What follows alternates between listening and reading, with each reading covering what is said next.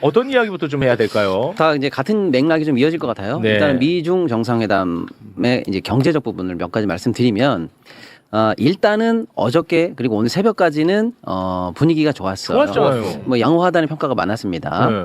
일단은 뭐 상호 무슨 호르무즈 협의 개방 관련해서 뭐 동의한다 네. 이런 큰 틀의 얘기들이 있었고요.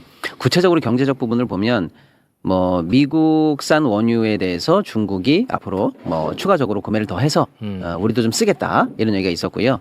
그다음에 이제 미국 비행기 보잉 관련해서 200대 정도를 중국이 사겠다 뭐 이런 얘기도 다 있었고요. 좋았어. 그다음에 이제 엔비디아 H200이라는 칩에 대해서 중국 관련한 이제 수출이 곧 승인된다. 네, 그렇습니다. 그거 로이터 통신보도 네. 잠깐 좀 한번 보고 갈까요? 네. 미국 정부가 중국 기업 약 10곳에 엔비디아의 고성능 엔디비아 아니고 다시 엔비디아 다시 엔비디아의 네. 틀릴 수도 있지 뭘 그걸 가지고 고성능 AI 칩 H200 구매를 승인했지만 현재까지 실제 납품 한 건도 이루어지지 않은 상태이다. 중국 기업들이 정부의 공급망 규제 강화와 기술 의존도 축소 기조에 따라 주문을 보류하면서 납품 절차 자체가 멈춘 상태다. 이렇게 네. 보고 있습니다. 예, 그래서 요 정도 이제 골자가 방송 전까지 나온 어떤 뭐 경제적인 중요한 골자라고 보시면 되는데요. 네. 일단 시장에서는 뭐 그래도 양호하다 이런 평가를 내렸습니다. 특히 이제 엔비디아 관련한 설명이 좀 중요한데요. 네. 뭐냐면 이제 반도체 관련해서 그냥 단순히 경제적인 어떤 중요성을 넘어서 미국이 이거를 이제 안보 자산으로 생각하고 있잖아요. 반도체가 뭐 미사일에도 들어가고 AI도 하고 국가의 이제 모든 차세대 경쟁력이 핵심이다 이렇게 보니까 네. 야 그럼 중국과 우리가 이제 국가 경쟁력을 벌리기 위해서는 중국의 반도체를 막아야 된다라고 해서 철저히 통제하고 있었거든요, 미국이. 네. 그래서 고성능 반도체는 아예 중국에 수출도 하지 마라. 우리 전 세계를 상대로 얘기하고 있고요. 반도체를 만들 수 있는 장비, 소재 이것도 중국에 수출하지 마라. 네. 이래가지고 중국이 사실은 그럼 어떡하냐. 뭐 우리는 어떡하라는 거냐 이렇게 사실 불만이 많았었어요.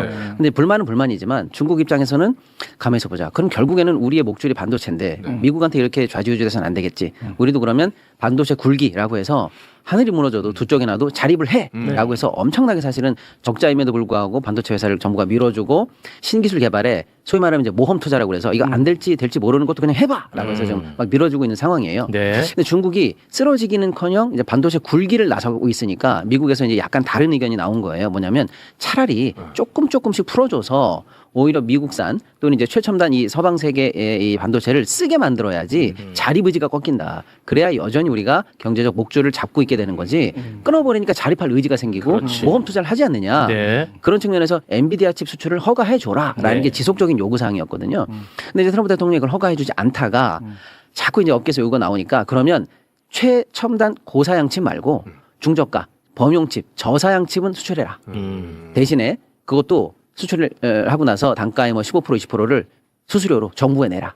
그럼 내가 허가해줄게라고 해서 허가를 해줬습니다. 네. 그 허가된 사양이 엔비디아의 H200이라는 반도체예요. 네. 그래서 이제 겨우겨우 이제 엔비디아가 트럼프를 설득해서 수출기를 열었거든요. 근데 정작 수출하겠다고 했을 때 중국이 안 받은 거예요. 안 받았어요. 그냥 안 받았어요. 그걸 받기 시작하면 결국 여기서 다시 이제 미국의 기술 종속이 되니까 눈치챘구나. 민간에서는 받고 싶어 했어요. 당장이 너무 반도체가 쇼티지가 났거든요. 그렇겠죠. 그런데 정부가 받지 마. 사실상 그렇게 된 거예요. 그래서 자립해.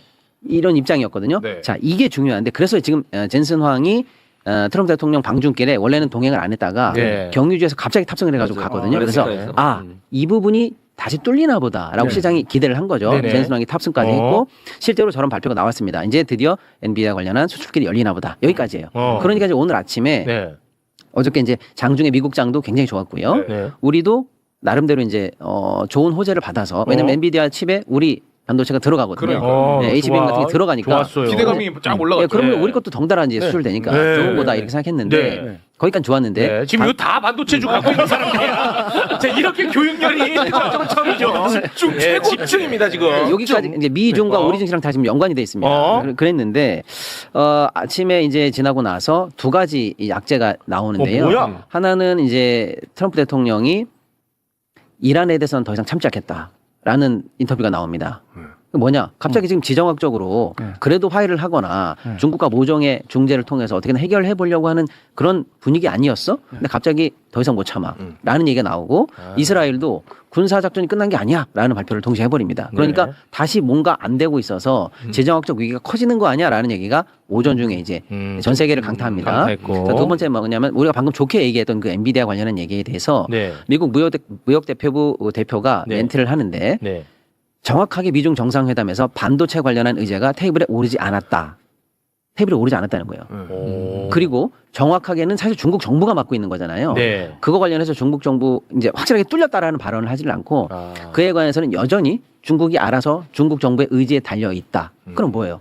우리 밤새 환호하거나 이제 반도체 수출길이 열리나 보다라고 했던 거에 대해서 달라진 게 없다는 얘기죠. 예, 그런 두 소식이 전해지면서 일단은 지정학적 위기가 올라가니까 유가가 다시 102불까지 올라갑니다. 유가 지금요. 유가 또 올랐어요. 예, 그리고 유가가 올라가니까 달러가 귀해지잖아요. 그래서 달러 인덱스가 99까지 올라갑니다.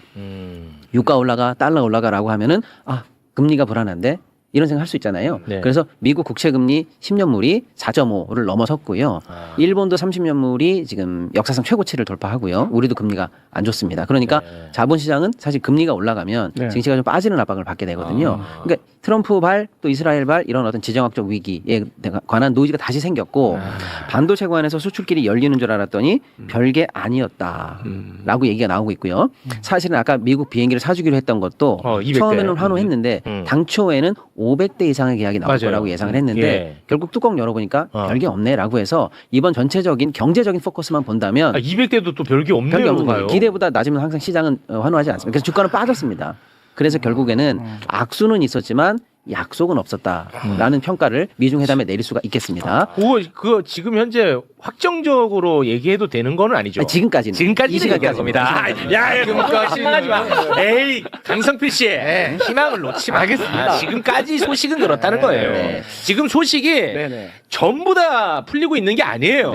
조금씩 나오고 있는 겁니다. 맞습니다. 그런 상황에서 그렇다면 그 유탄을 우리 증시도 처음에는 그래서 오늘 오전에 드디어 8,000P를 우리가 달성했습니다. 그래서 장중에 8,046까지 가면서 분위기 좋았어요. 예, 사상 최고치 돌파해서 기분이 좋았는데 방금 말씀드린 그 소식들이 이제 집중적으로 전달이 되면서 외국인들의 매도세가 나왔는데 우린 거기다가 국내적인 이슈가 하나 더 있잖아요. 예, 삼성전자 파업 소식이 있는데 삼성전자 파업. 예, 삼성전자 관련해서 이제 노조가 더 이상의 대화는 없다. 그리고 파업 이후에 대화하겠다. 사후 조정도 거부한다라는 얘기 나오니까 정말로 파업이 가시권에 들어오는 거 아닌가라고 하니까 이제 실제로 8,000P가 도달했고요. 그리고 이제 삼성전자도 만약에 잘 갔으면 30만 원 코앞이고요. 하이닉스도 잘 갔으면 200만 원 이제 코앞인데 사실 이제 증시는 그렇게 목적한 데를 원래 이제 도달하려고 하는 관성이 있어요. 그리고 실제로 8,000을 찍었잖아요. 그러면 이제 거기서부터는 그 목적한 수익률을 달성한 자금에 매도세가 원래 나옵니다. 그러면서 이제 좀 빠지기도 하고 다시 손바꿈이 나오고 다시 이제 조정을 하면서 올라가는 흐름이니까 추동력이 올라갈 수도 있었겠습니다만은 이제 다른 모든 여건들이 이제 악재 속에 있으면 그 매물들이 이제 소화 못하는 거죠. 추동 매수세가 붙지를 못하니까요. 그래서 이제 외국인이 지금까지 4.5조 이상 오늘은 이제 순 매도로 사실은 처음엔 매도 아니었어요. 예, 근데 이제 순 매도로 바꾸고 이제 미국장에서도 이제 오늘의 미국장을 예상하는 나스닥 선물도 지금 매도로 바뀌었습니다. 그러니까 미국 애들도 지금 미국장에 대해서 지난 밤과 오늘 이제 장을 여는 이 장중을 대비하는 지금 흐름이 좀 바뀐 거죠. 이런 상황이 되다 보니까 이제 삼성전자나 지수가 목전에 앞에 두고 매수세를 지금 막고 있다 이렇게 보는 거죠. 그래서 일단 삼성 하이닉스가 다 6, 7% 정도 이제 빠지면서 장중 낙폭을 지금 5% 넘게 보이고 있는데요. 아시아 전체적으로 보면 다 약세거든요. 일본도 그렇고 대만도 그렇고 싱가포르 다 약세입니다. 아까 말씀드린 글로벌리한 사연이 있으니까요. 근데 다만 우리가 그 약세보다도 더 많은 비중으로 현재 떨어지고 있고요. 더 많이 올랐으니까요. 그래서 거기에 우리의 좀 특화된 낙폭이 좀 세게 맞고 있다. 이렇게 좀 봐야 될 것 같습니다. 코스피가 이제 좀 이렇게 빠진다라고 하니까 외국인 매도세도 있지만 개인들 차익 실현도 거기 같이 조금 영향이 있긴 있는 거죠. 네, 뭐 언제나 뭐 차익 실현 하시는 분들이 계신데요. 오늘도 일단 외국인들은 4.5조 정도 매도를 하고 있고요. 개인 자금들은 그걸 다 받아내고 있는 중입니다. 일단 개인이 또 사요. 방어를 하고 있네.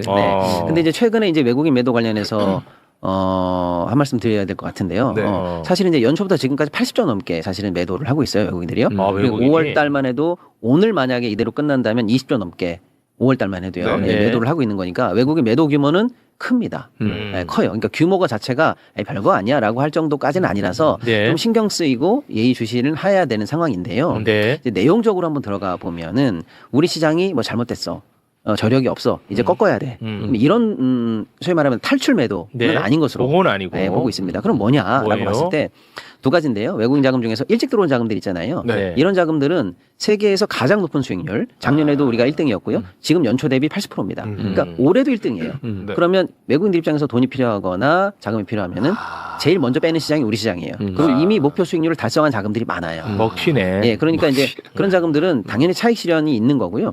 두 번째는 차익 실현은 아니더라도 예를 들어서 외국인이 한국에 들어올 때 전체적으로 다 기관 자금이잖아요. 그럼 예를 들어서 뭐 세계에 배분을 할 때 미국이 얼마, 한국이 얼마, 뭐 일본이 얼마 이렇게 배분을 하고 들어오거든요. 네. 근데 그게 그냥 전략적인 배분일 수도 있습니다만 그 배분을 지켜야 법인세라든지 세금 관련한 혜택을 보는 그런 펀드들도 많아요. 네. 그러니까 이제 단순히 네가 계획을 바꾸면 되잖아. 그게 아니고 비중은 연초된 대로 가야 되는 펀드들도 많다는 거예요.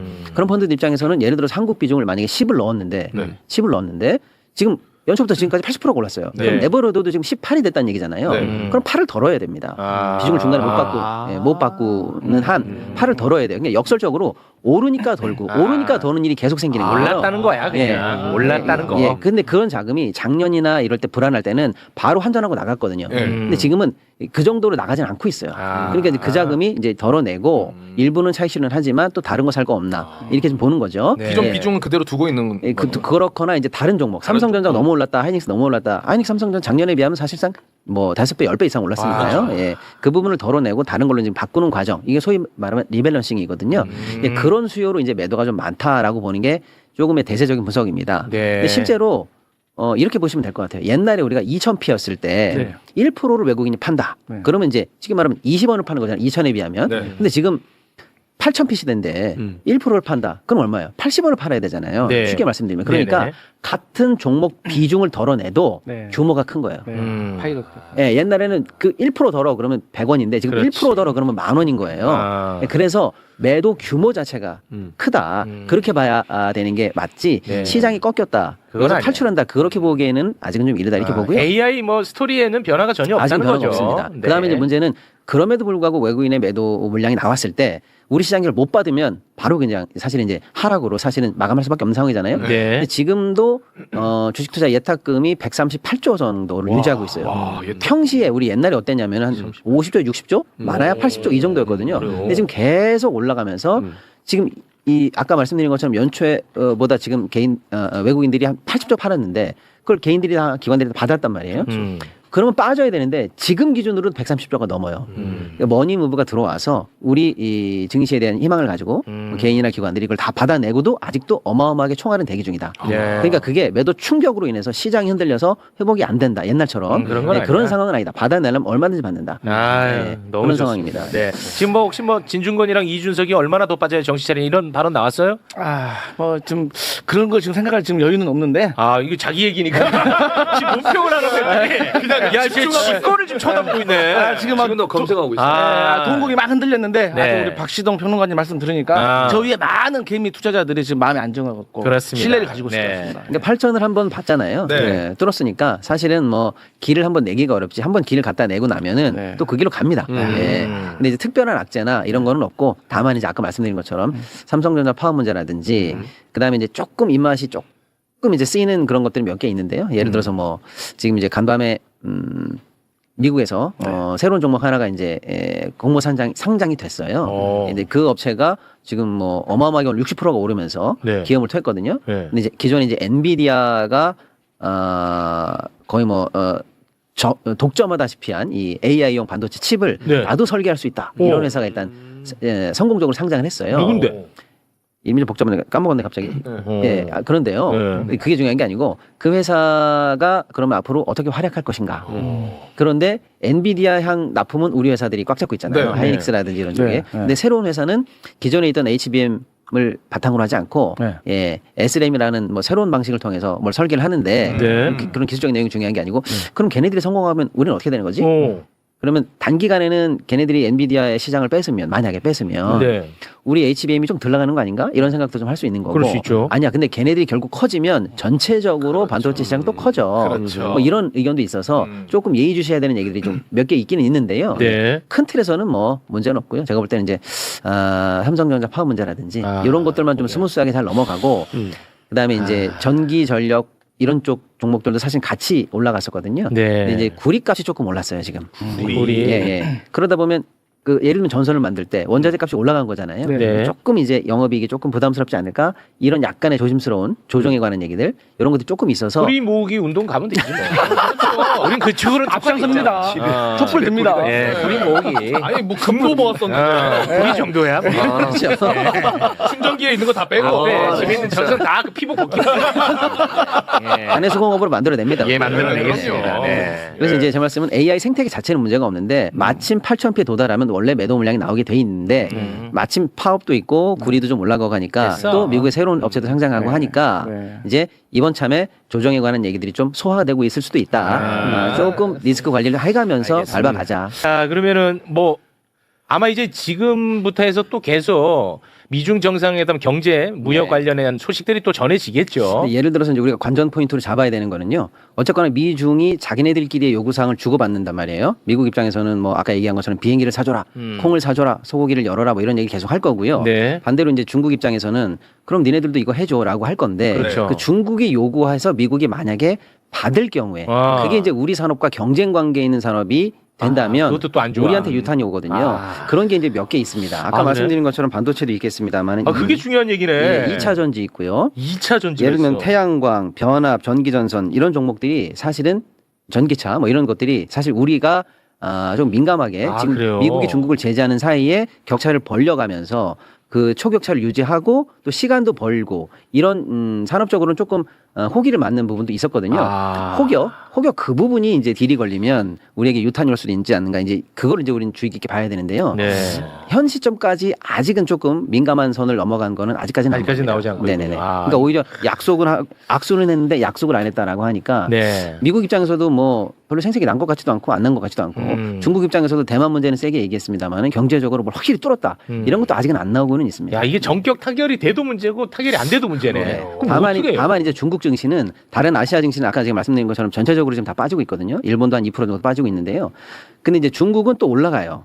왜냐면 이제 일부 이게 낙폭도 적고 약간 반등하고 있는 게 뭐냐면 그래 그러면 중국 주식에 투자하면 결국 중국 반도체가 해내겠지. 약간 이렇게 해서 약간 국수적 경향이 조금 있거든요. 그러니까 따로 간다 이렇게 보시면 되겠습니다. 그러니까 시장을 바라보는 눈들이 그렇게 다 다른 거죠. 아. 예, 우리도 마찬가지입니다. 우리도 우리 국익 위주로 미중 회담을 봐야 되는 그렇죠. 거죠. 네. 알겠습니다. 나오는 소식들이 이제 계속해서 있을 텐데 제가 유의 있게 좀 지켜보도록 하겠습니다. 네. 박시동 평론가님 대단히 고맙습니다. 네, 감사합니다. 고맙습니다.